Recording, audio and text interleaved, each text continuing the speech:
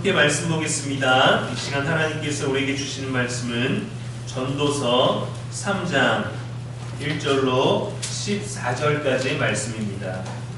범사에 기한이 있고 천하만사가 다 때가 있나니 날 때가 있고 죽을 때가 있으며 심을 때가 있고 심은 것을 뽑을 때가 있으며 죽일 때가 있고 치료할 때가 있으며 헐 때가 있고 세울 때가 있으며 울 때가 있고 웃을 때가 있으며 슬퍼할 때가 있고 춤출 때가 있으며 돌을 던져버릴 때가 있고 돌을 거둘 때가 있으며 안을 때가 있고 안된 일을 멀리할 때가 있으며 찾을 때가 있고 잃을 때가 있으며 지킬 때가 있고 버릴 때가 있으며 찢을 때가 있고 꿰맬 때가 있으며 잠잠할 때가 있고 말할 때가 있으며 사랑할 때가 있고 미워할 때가 있으며 전쟁할 때가 있고 평화할 때가 있느니라.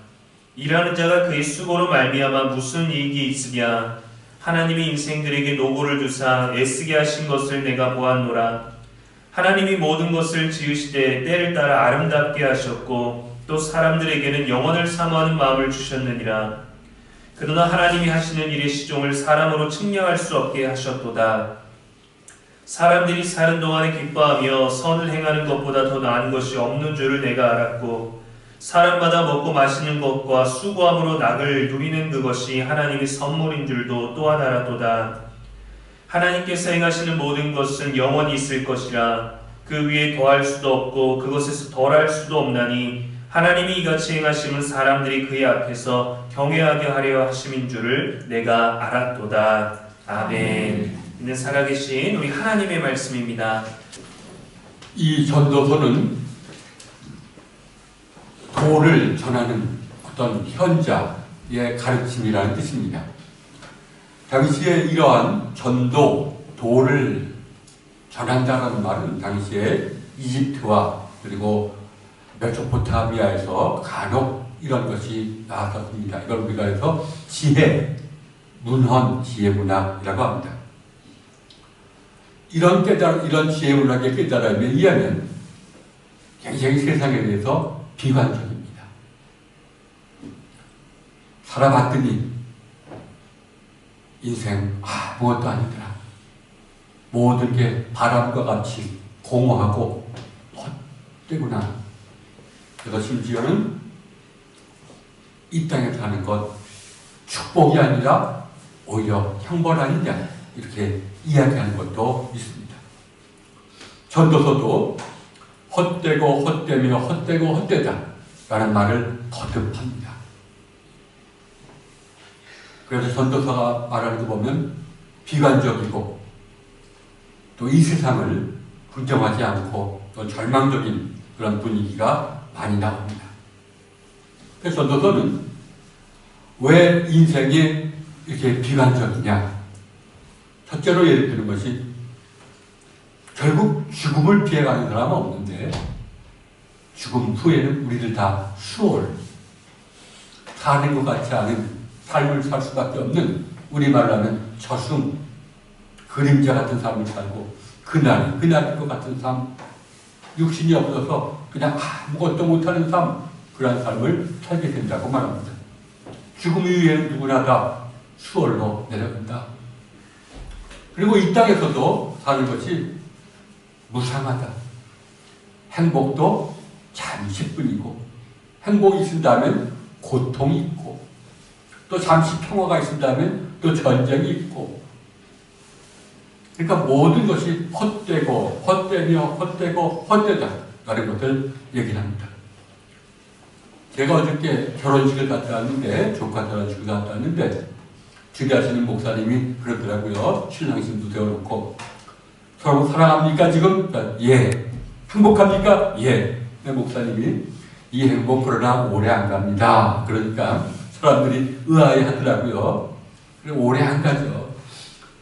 뭐 사랑하더라도 또 싸우고 또 갈등이 있고 이런 것이 우리네 인생이다 이렇게 말씀하시더라고요. 사실 모든 것이 영원한 것이 이 땅에서 어디 있습니까? 내가 그토록 좋아했고 집착했던 것도 시간이 지나니까 시들해지고 사랑했던 사람이 원수로 보이고 평화가 아니라 전쟁이 계속되고 이런 것을 바라보면서 모든 게 헛되고 헛되다라고 얘기를 합니다. 그런데 이 전도서는 근데 우리가 새로운 눈을 가지고 보면 이 삶이 의미가 있다. 참 의미가 있다라고 말합니다. 근데 그렇게 새로운 눈을 가지고 세상과 나의 삶을 바라보기 위해서 우리에게 필요한 것이 뭐냐? 하나님을 경외하고 그의 명령을 지키라. 하나님을 경외하고 그의 명령을 지킬 때 우리에게 새로운 눈이 열려서 세상이 허무하게 비관적으로만 보이지 않게 되고 나름대로 삶에서 어떤 참된 의미와 기쁨을 찾을 수 있게 된다라고 말합니다. 이것을 우리가 기독교 성서에서 지혜서라고 말합니다. 시편, 잠언, 전도서 또 이런 것들을 우리가 고난 속에서 참된 기쁨을 찾는 책이라는 뜻이기도 합니다. 하나님을 경외한다는 것은 먼저는 하나님은 공의로우신 분이다. 하나님은 정의로우신 분이다. 하나님의 정의를 신뢰하는 것을 우리가 하나님을 경외한다고 말합니다. 우리 옛말에도 하나님을 너는 하늘이 무섭지도 않냐? 하나님의 하늘의 심판, 하나님의 정의로운 심판을 우리가 신뢰하고 또 두려워하는 것이 경외한다라고 말합니다. 그 옛날 유대인들 보면 하나님을 만나는 것을 굉장히 꺼려했습니다. 왜? 죄 많은 인간이 하나님을 공의로우신 하나님을 만나면 나는 반드시 죽을 수밖에 없기 때문에 하나님 앞에 늘 두려움을 가졌습니다. 또 하나는 우리의 인간의 지혜가 헤아릴 수 없는 하나님의 심판 앞에서 너희는 잠잠하라, 겸손하라. 그것이 욥기가 특히 이것을 강조하죠. 네가 세상에 기초를 놓았느냐? 네가 뭘 하느냐? 하나님이 하시는 일, 네가 네 지혜로서 얼마나 할 수 있겠느냐? 이것을 욥이 깨달았죠. 그리고는 회개합니다. 그래서 하나님을 경외한다는 것은 하나님 앞에서 겸손한 겁니다. 세상 이치를, 하나님의 이치를 우리가 깊은 체험이 있더라도 우리가 알면 얼마나 알겠습니까? 하나님 앞에 잠잠하고 참아 기다리다. 그리고는 하나님의 공의로우신 하나님을 우리가 신뢰하고 그분을 두려워하라. 예수님도 말씀하시죠? 세상 사람들을 두려워하지 말고 하나님을 두려워하라, 경외하라. 이것이 하나의 가르침입니다. 예수님도 마찬가지입니다. 하나님을 경외하라는 것은 예수님께서도 굉장히 강조하곤 합니다. 하나님을 경외하라. 하나님을 경외하는 것이 모든 성서가 말하는 신자의 첫 번째 하나의 계명이라고도 할 수가 있습니다. 하나님을 경외할 때, 하나님을 경외하면서 그분이 우리에게 주신 계명을 우리가 묵상하고 하나하나 지켜나갈 때 우리에게 하나님의 어떤 신비를 바라보고 하나님의 사랑과 공의를 바라보고 체험할 수 있는 눈이 열린다는 겁니다. 보통 사람들에게는 열리지 않는다는 겁니다. 하나님을 경외하고 하나님 우리에게 주신 명령을 행하는 자에게 하나님의 신비와 하나님의 사랑과 하나님의 공의가 서서히 보인다는 것입니다. 그래서 옛 유대인들은 우리가 초기의 유대인들은 인간이 죽으면 수월로 갈 수밖에 없다. 그러니까 하나님의 심판은 우리가 살아있을 때 선을 행한 사람에게는 하나님이 형통함을 주시고 악을 행한 자에게는 우리가 시련과 고난을 주신다라고 믿었습니다. 근데 시간이 가면서 꼭 그런 것만도 아님을 이들이 체험을 통해서 알게 되었습니다. 보니까 악을 행하는 자들이 대대로 잘 살고 오히려 선을 행하는 자가 고난을 받는 것. 이건 무슨 이치입니까? 하고 하나님께 항변하기도 하고 때로는 이 하나님이 없나 보다 하고 신앙에서 돌아서기도 했었습니다. 바로 이럴 때 우리에게 말씀을 주시는 것이 전도서 욥기 같은 책입니다. 우리가 하나님의 이치를 어찌다 헤아릴 수가 있느냐. 그러니까 우리가 새로운 눈이 있다면 하나님의 신비를 조금씩 알아가게 될 것이다. 여러분도 그렇죠. 우리의 삶 속에서도 선을 행하면 바로 복받고 악을 행하면 바로 벌받으면 얼마나 좋겠습니까? 그러나 세상은 그렇지가 않고 내 삶을 돌아봐도 그렇지가 않을 때가 얼마나 많습니까? 이럴 때 우리가 먼저 어떻게 됩니까? 하나님의 정의를 의심하게 되죠. 또 하나님에게 따지게 되죠. 이러한 것이 꼭 나쁜 것은 아닙니다. 그러나 이렇게 하나님께 따지고 하나님께 항변하는 가운데 후에 예언자들이 깊은 깨달음을 얻었습니다. 그건 바로 뭐냐면 죽음은 끝이 아니다. 하나님의 정의는 반드시 이루어진다. 하나님의 심판과 하나님의 정의를 반드시 이루어지는데 그건 죽음도 넘어설 수가 있다. 그래서 후계의 예언자들은 죽음 이후에 인간이 모두 다 수월에서부터 일어나고 곧 부활하고 하나님의 심판을 받고 영원한 생명과 영원한 형벌을 받게 될 것이다라고 말합니다. 예수님도 이러한 가르침을 받아들입니다. 그래서 죽음이 우리에게는 끝이 아니요 죽음이 어떤 사람에게는 새로운 시작이라고 말합니다. 그런 우리에게도 그래서 기독교에서도 사도신경이 고백하듯이 우리에게 주어진 하나님의 약속, 하나님의 소망을 뭐라고 말합니까? 부활과 영원히 사는 것을 믿사오며 몸이 다시 살고 영원히 사는 것을 믿사오며 우리가 죽음에 대한 잠에서부터 깨어나서 하나님의 심판을 받고 하나님의 영원한 삶에 우리가 동참하게 된다는 것. 그러나 이것이 어떤 것인지는 전적으로 다른 삶이기 때문에 우리는 알 수가 없습니다.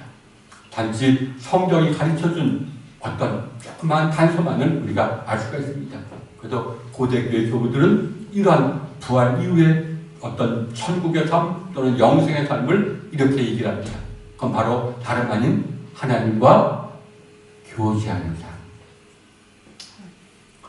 하나님을 내가 만나고 교제하고 거기서 내가 온전히 변화되고 그리고 내가 새로운 교제를 시작하는 곳이 천국의 삶이요 영원한 삶이라고 말합니다.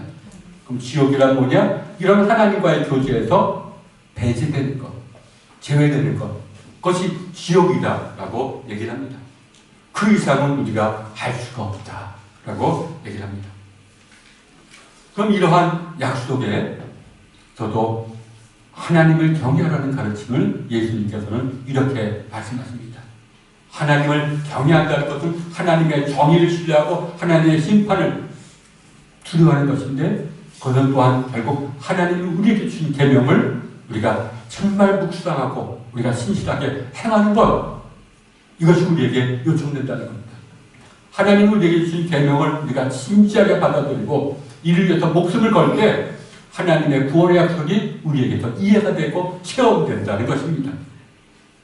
쉽게 말하면 우리가 하나님의 계명에 정말 목숨을 걸 때 하나님과의 교제가 시작될 수가 있다는 것입니다. 이를 위해서 예수님은 뭐라고 말씀하십니까? 마지막 때의 심판의 기준은 누구라고 말합니까? 예수 그리스도십니다. 그래서 그분의 계명이 우리에게 소중합니다. 그분을 신뢰하는 사람은 부활 이후에 심판을 받고 영원한 생명으로 옮겨질 것이라고 말합니다.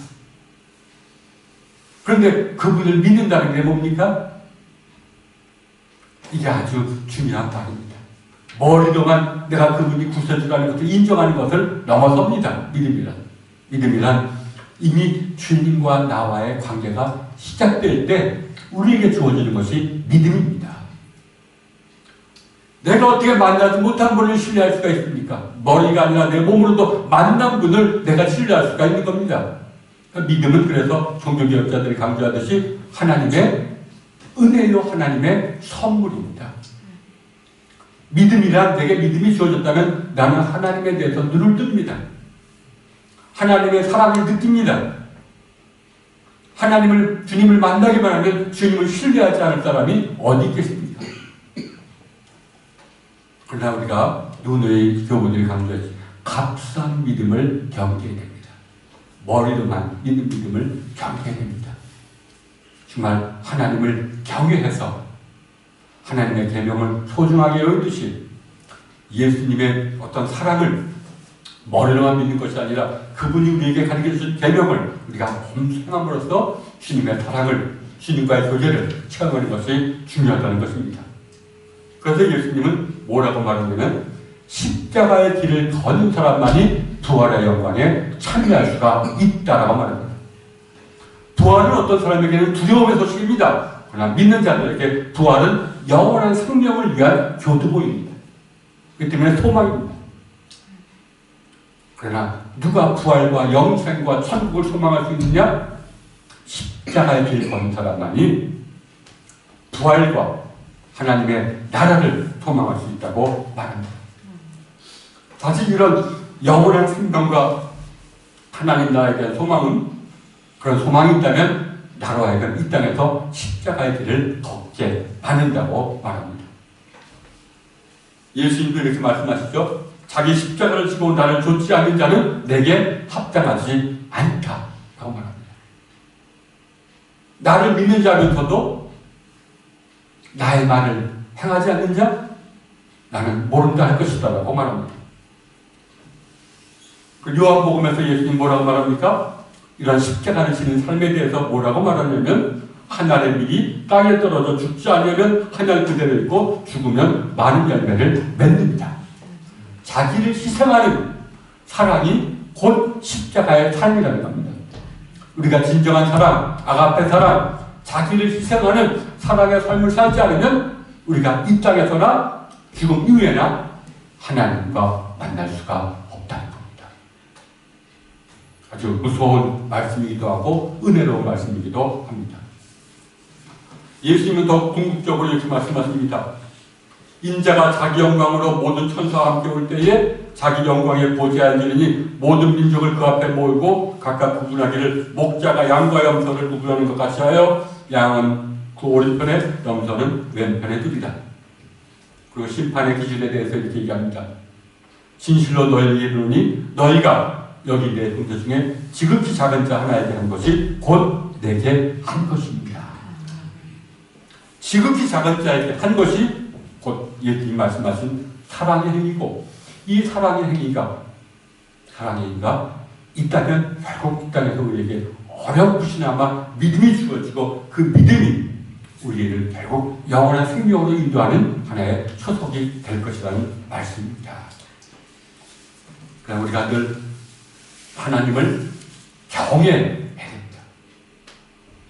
하나님을 경외하면서 주님의 계명을 소중히 여기고 또 우리에게 주신 선물을 겸손히 받아들이는 것이 중요하죠. 그럼 지극히 작은 자를 위한 삶이라는 것이 진정한 사랑이라는 것 누구나 다 알고 있습니다. 사랑이라는 것이 남녀 간의 사랑이 아니라 지극히 작은 자를 위해서 나의 것을 내주는 게 사랑이라는 것은 다 알고 있습니다. 지극히 작은 자를 우리 동양에서는 뭐라고 불렀습니까? 민이라고 불렀습니다. 민. 고대 이 민자 한자는 맹자하고 거의 비슷합니다. 고대에는 눈을 찔러서 맹인을 만들었습니다. 누구에게? 노예에게. 왜? 도망가지 못하도록. 도망가지 못하고 너는 나를 위해서 죽을 때까지 일을 해야 돼. 그래서 눈을 찔러서 눈을 멀게 하고 도망 못 가게 하고 내가 시키는 일을 그대로 할 수 있는 사람들을 바로 민이라고 불렀습니다. 그러다가 또는 초목, 땅에서 나는 풀이라든지 곡식을 관리하는 사람들, 농사짓는 사람들, 바닷가에서 일하는 사람들, 이런 사람들을 또한 민이라고 불렀습니다. 민, 그래서 우리가 농민이라고 부르죠. 어민이라고 부릅니다. 또 더 낮은 사람은 천민이라고 부르죠. 근데 이는 도성 안에 살면서 민들이 갖고 온 곡식을 먹으면서 그들을 다스리는 어떤 사람들을 인이라고 얘기를 합니다. 그러나 이제 민이라는 것이 결국 시간이 흐르면서 굉장히 완화가 돼가지고 결국 노예제도가 폐지되고 이런 봉건제도가 폐지돼서 오늘날 우리가 인, 민이 어울려 사는 사회라고 이미 중국에서도 말하고 있습니다. 그래서 수많은 인들이 나중에는 뭐가 됐냐면 서민이라는 말로 되기도 했습니다. 그러나 아직도 이러한 민들이 아직도 많이 남아있습니다. 그래서 항상 진정한 영성가들은 고대에서도 우리가 참된 정치가는 농민, 민들을 보살피고 그들을 돌보는 것이 진정한 정치이다 라고 말합니다. 인이 아니라 민을 돌보는 것. 우리나라에서는 그래서 이 중국에서는 인민이 어울려 사는 사회를 이상적인 사회라고 했는데 우리가 북한이 인민이란 말을 쓰니까 이 말을 잘 안 쓰죠. 그러나 이제 이거 인과 민이 서로 싸우는 것이 아니라 인과 민이 하나 어울려 사는 사회가 이상적인 사회다라고 말하는 점에 있어서는 문제에서 다 똑같습니다. 사실 이 민이라는 말을 우리가 서민, 우리는 서민입니다 할 때 그 서자가 무슨 서자입니까? 첩의 자식이라는 뜻입니다. 적자가 아니라 서자. 서민이라는 게 뭡니까? 나는 이 땅에서 이의 인생을 살아갈 수밖에 없는 사람. 정통성이 아니라 나는 그냥 첩의 자식. 이런 서자에서 나는 것이 서민이라고 얘기를 합니다. 그러나 당시의 사회에서는 항상 사람들이 이런 서민의 삶을 벗어나서 나도 인이 되고 나도 사가 되고 나도 관이 되기 위해서 굉장히 노력을 많이 했죠. 그 중에서도 몇몇 깨달은 사람은 인생의 참된 길은 민과 함께하는 삶입니다. 민을 돌보는 삶이다 라고 말합니다. 우리나라에는 그런 것이 늦게 찾아왔죠. 늦게 정말 그래서 정말 참된 인간의 삶은 이런 민과 어울려 살고 그들을 돌보는 것이 인생의 길이다 라고 이제 정약용 선생이 얘기하기도 했죠. 성경에서는 이런 민을 뭐라고 얘기하냐면 구약에서는 과부와 고아와 객. 객은 땅이 없어서 여기저기 떠돌아다니는 사람들, 고아, 홀로 살 수 없는 애들, 또 과부. 옛날에는 여자는 일을 못했으니까 누구의 도움에 의지할 수밖에 없는 사람들. 그래서 이런 과부와 고아와 객을 돌보는 것이 곧 구약에서도 곧 하나님을 돌보는 것이다 라고 얘기를 합니다. 또 예수님은 오늘 말씀에서도 병든 자, 굶주리는 자, 옥에 갇힌 자, 헐벗은 자를 돌보는 것이 곧 나를 돌보는 것이다 라고 말합니다. 성경에서 말하는 사랑은 다양합니다. 그러나 원래적인 의미의 사랑은 바로 이런 민 또는 이런 작은 자를 돌보고 그들과 함께하고 그들의 삶에 동참하는 것을 진정한 사랑이라고 얘기를 합니다. 이런 사랑의 삶이 지속될 때 내 눈이 열려서 하나님을 느끼게 되고 하나님과 교제하게 될 때 우리에게 새로운 삶이 시작된다는 겁니다. 천국과 영생은 죽음 이후에 온전해지지만 죽음 이전에 어렴풋이나마 우리에게 깨달아진다는 겁니다. 많은 영성가들 죽기 전에 사랑을 하라, 사랑을 통해서 하나님을 만나라 라는 것을 얘기합니다. 그래야지 우리가 온전한 더욱더 주님을 신뢰하고 경외할 수가 있다는 겁니다. 그러나 이런 사랑은 우리 힘만으로 안 되기 때문에 기도하라는 것을 가르치죠. 기도를 통해서 나와 싸우고 말씀과 기도를 통해서 내 안에 악이 있음을 깨닫고 이것을 주님께 고백하고 주님의 은혜에 의해서 내가 눈이 열려서 사랑을 할 수 있게 되기를 소망하고 이런 사랑의 기술에서 주님을 만나라는 겁니다. 이것이 꼭 어려운 일만은 아닙니다. 여러분 일사후퇴라는 말 아시죠? 연세 드신 분들은 아실 겁니다. 1950년 11월 말에 6.25 전쟁이 발발하며 6개월 지난 후에 이제 전세가 역전돼서 유엔군과 국군이 북진을 거의 다 함경도장까지 올라가서 이제 통일을 눈앞에 두게 됐습니다. 근데 갑자기 중국군이 개입을 해서 결국은 중국군이 연중으로 유엔군을 물리칩니다. 그래서 우리는 군대가 후퇴할 수밖에 없었죠. 근데 이렇게 후퇴하는 상황 속에서 커다란 일이 벌어집니다. 함경도 땅에서 결국 중국군이 후퇴하는 사람들을 앞질러서 테러를 막아버린 겁니다. 그래서 이 유해군과 국군이 우리가 할 수 없이 원산과 흥량 부두에서 우리가 철수한다라는 명령을 했습니다. 그러나 그 사이에 위와 아래에서 우리 국군과 유해군을 포위했던 중국군이 계속 쳐들어오고 있으니까 일촉즉발의 상태입니다. 그런데 이 군인만 철수하는 것이 아니라 군인과 더불어 수많은 수십만의 사람들이 우리도 공산치에 살 수가 없다, 우리도 데려가 달라 라고 흥남부두에 군 20만, 30만이 모여들기 시작했습니다. 그래서 처음에는 이 피난민도 우리도 좀 피난할 수 있게 해달라, 도와달라고 했는데 우리는 군함이고 작전 수행 중이라고 해서 거절하다가 여러 사람들, 특히 통역했던 사람들, 내가 이름은 잊어버렸지만 현봉학이라는 당시에 28살 된 어떤 통역관이 설득을 해서 나는 우리 저 사람들을 버리고 못 간다, 차라리 군인들을 내버려두고 저 사람들을 들여보내라 울면서 얘기하고, 이것이 미군 장성에 의해서 받아들여지고 결국 메가더 장군에게까지 연락해서 피난민을 수송할 수가 있게 되었습니다.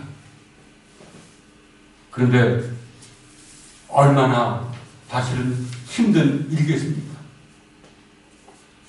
언제 적군이 들이닥칠지도 모르는데 군인만이 아니라 피난민까지도 그 배에 태워서 보내려고 하니까 얼마나 힘든 일입니까? 또 배가 모자라지 않습니까? 그래서 상선에다, 화물선에다 연락을 해서 올 수 있는 배들을 좀 와달라. 그래서 그런 화물선과 또는 상륙전과 군함 모두를 해서 조금씩 철수하기 시작했는데 태부적입니다. 그래서 포기하려고 할 때 한국 사람들과 미국군이 정식으로 메가더한 미국 본토에서 이 사람들을 좀 피난할 수 있게 도와달라고 해서 그때 수많은 화물선과 상륙선들이 흥남부두에 도착했습니다. 이 중에서 가장 많은 인원을 피난시킨 배가 멜로디스 빅토리오라는 배인데 이게 12월 23일 날 이것이 흥남부두를 출발했습니다. 그런데 이런 화물선이라도 군용이기 때문에 사람을 많이 태울 수는 없습니다. 많이 태우려면 모든 군사물자를 다 버리든지 배에 내려놓고 그 사람을 태워야 됩니다. 그래서 이 라루 선장이라는 사람이 우리 배에 몇 명 탈 수 있느냐, 침실이 몇 개 있느냐, 26칸밖에 없습니다. 그러면 이 사람들을, 저 많은 사람을 태우려면 어떻게 되느냐? 배 밑에 모든 화물을 버리고 그 화물칸에다 사람을 실을 수밖에 없습니다. 그리고 갑판 위에도 실을 수밖에 없습니다. 몇 명 실을 수 있느냐? 많아야 몇백 명입니다. 순간에 이 라루 선장이 내가 책임질 테니 할 수 있는 데까지 다 탑승토록 해라. 그래서 탑승한 사람이 14,000명입니다. 아무리 배가 크더라도 그 배 하나에 14,000명이 갑판 위에 그리고 갑판 밑에 화물칸에 다 탔습니다.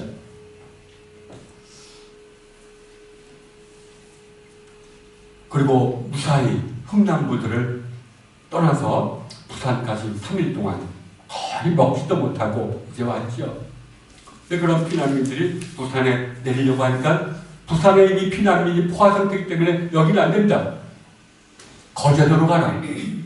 그래서 또 거제도까지 한 40km를 또 배를 통해서 갔습니다. 14,000명이 화물선에 태우고 간다는 것이 쉬운 일이 아닙니다. 근데 이제 결국 거제도에서 내리니까 큰 배다 보니까 섬에 접안을 할 수가 없기 때문에 저 멀리서 떠 있을 수밖에 없는데 그 소식을 어떻게 알았는지 거제도 어민들이 조그만 배를 타고 와서 사람들을 실어다니기 시작했어요. 얼마나 많이 걸리겠습니까? 그리고 14,000명이 그 조그만 섬에 들어갔는데도 그 섬 사람들이 마다하지 않고 아픈 사람들은 자기 집안에 어린 사람들, 늙은 사람들 자기 집안에 방을 하나 주기도 하고 또 알고 있는 마을에 공터에 이런 곳에다가 다 14,000명을 수용했습니다. 14,000명이 타고 오면 사고가 나고 죽을 법도 한데 한 명도 상하지 않았습니다. 오히려 그 와중에 5명의 생명이 그 배 안에서 태어났습니다. 그리고 그날이 바로 12월 24일이라서 많은 사람들이 이것을 크리스마스의 기적이라고 얘기합니다. 어느 한 사람이 그 피난민들을 보고 불쌍해서 그래 우리도 같이 위험하지만 저들과 함께 가자 라는 작은 희생이 결국 작은 무시 하나가 큰 불을 일으키듯이 그에서 많은 사람들이 동참해서 하나님 이런 기적을 일으켰던 것입니다. 그리고 이때 그래서 이런 흥남부두의 이런 철수 소식이 굉장히 많이 알려져서 우리 노래로도 많이 나왔죠. 굿세어라, 금수나 또 뭐 여러 가지 노래로도 나오고 김동민 씨라든지 공정 작가가 이런 사건을 소재로 하나의 소설을 쓰고 많은 연구가 되기도 했습니다. 근데 이 선장에게 어떻게 당신이 14,000명을 태울 각오를 했느냐. 그러니까 내가 피난민을 태울 때 갑자기 피난민들의 얼굴이 주님의 얼굴로 보이더라. 내가 거부할 수가 없었다. 그래서 태울 수 있는 데까지 태우라고 했답니다. 그리고 내가 항해할 때 이 항해 길을 주님이 잡아주신 것 같더라. 그 이분은 결국 전쟁이 끝난 후에 수도사가 됐습니다. 수도에 입회해서 수도사가 되었던 것이죠. 결국 이 14,000명 또 다른 데까지 하면 10만 명이 넘는 피난민이 결국 부산과 거제도에 아무 사고 없이 도착할 수가 있었습니다.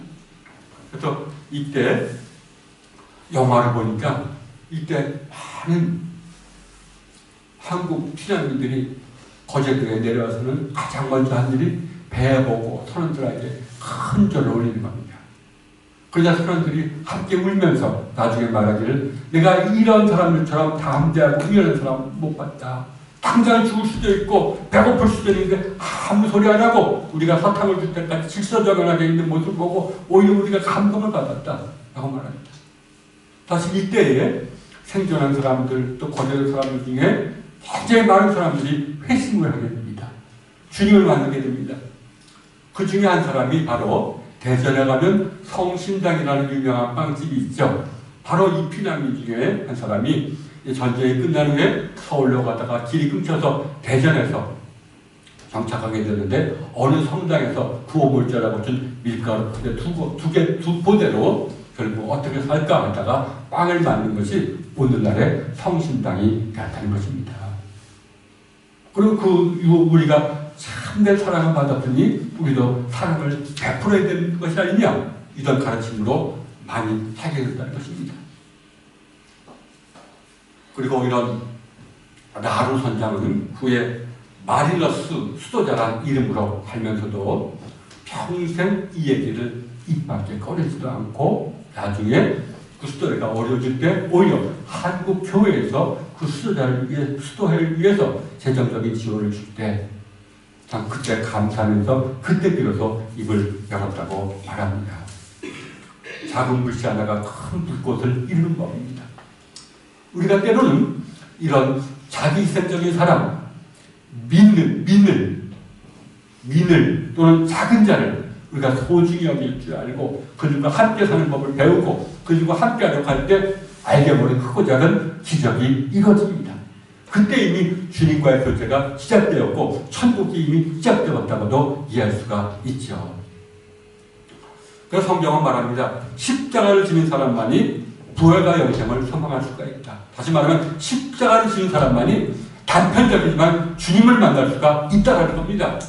이렇게 지극히 작은 자와 함께하는 자만이 결국은 주님을 만날 수가 있고 그 주님에 의해서 여러 가지 사랑의 은사를 받을 수가 있다는 겁니다. 그러나 이러한 자기를 희생하는 사람, 민과 함께하는 사람, 또는 작은 자와 함께하는 사람은 열매를 맺지 못하는 경우가 더 많습니다. 이런 사랑이 온전히 열매 맺은 경우가 정말 이런 흥남부두의 기적 같은 경우를 제외하고는 거의 없습니다. 얼마나 많은 사랑이 오해를 받고 때로는 좌절하고 또는 오히려 고난을 당하고 죽음까지 이르게 되었습니까? 내가 사랑하면 반드시 기적이 행한다? 아닙니다. 좌절할 수가 있습니다. 난파할 수가 있습니다. 그 대표적인 예가 누굽니까? 예수님이십니다. 예수님이 이 땅에 산 게 무엇입니까? 신앙 없어도 병든 자를 고쳐주고 굶주린 자와 함께하고 늘 불쌍한 사람들을 불쌍히 여기고 얼굴 줄 수 없는 사람들이 편에 서서 그들과 함께하고, 그런데 그분에게 돌아온 것이 무엇입니까? 십자가의 죽음이었습니다. 하나님의 도움도 없었습니다. 아무런 도움도 없었습니다. 그러나 그분은 실망하지 않았습니다. 왜? 하나님의 정의를 굳건하게 믿었기 때문에. 나에게 이런 계명을 행하시라고 하는 하나님은 나를 이대로 내버려 두시지 않을 거다. 하나님의 공의, 하나님의 정의를 굳건하게 신뢰할 수 있었기 때문에 선을 행하다가 낙심하지 않았습니다. 이런 예수님을 보고 바울은 이렇게 얘기하죠. 선을 행하다가 낙심하지 마시오. 선을 행하다가 우리도 사랑이 우리에게 주님이 주신 내게 주신 계명이라는 것을 알고 있습니다. 우리가 정말 더불어 살아야 될 사람은 민입니다. 관이 아닙니다. 민이요. 지극히 작은 자들, 내가 되는 대로 돌보고 그들과 삶을 나누는 것이 우리에게 주어진 계명임을 압니다. 그러나 그걸 행하다가 넘어지고, 그래, 안 돼. 낙심하고 포기하고. 그러나 우리에게 진정한 믿음이 있다면 우리는 낙심하지 않습니다. 그래, 내가 뿌리는 이 사랑의 피가 지금은 열매를 맺지 못했더라도 신지사님 주님께서 반드시 열매를 맺게 하실 것이다. 반드시 하나님의 의가 이루어질 것이다. 이렇게 이런 것을 믿기 때문입니다. 아무쪼록 새해에 우리 개인적인 소망도 중요하지만 주님이 우리에게 주신 소망, 곧 영생과 그리고 하늘나라에 대한 소망, 또 이를 위해서 그 길을 우리에게 알려주신 참된 사랑의 길을 우리가 결단하는 여러분 되기를 주님의 이름으로 축원합니다.